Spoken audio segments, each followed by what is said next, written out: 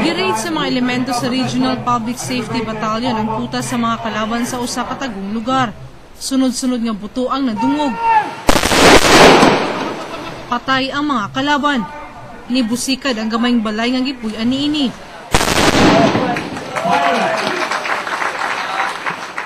Ang tanang panghitabo kabahin lamang sa assimilation of raid sa usa ka tagong lugar.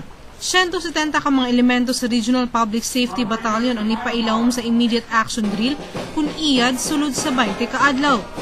Kinidugang sila mga pagban sa isip usa ka pulis.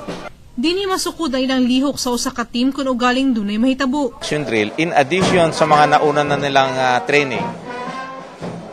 This enhances their capability to move as a team in case of say halimbawa may naengkwentro silang kalaban.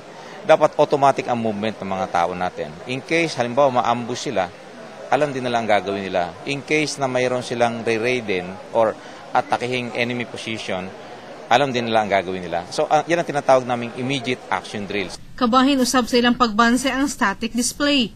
Gipakita sa 8 ka pulis ang ilang kahanas sa matag aspeto sa pakigubat sa kalasangan. Tinguhan niini nga mudaog batok sa kalaban. My body is scout. Over! Mga elemento sa Special Action Force ang ibansay sa mga miyembro sa RPSB. Nagtuo ang SAF na dakong taba ang natunan sa RPSB o andam niining ma-apply ang mga nahibaluan. Naman yung talagang yung SOP na sunod yung SOP ma'am. Maganda yung pagkakuha nila ma'am.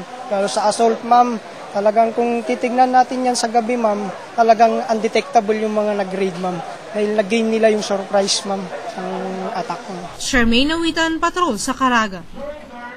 All members must turn all areas to recover as enemy's body. Fire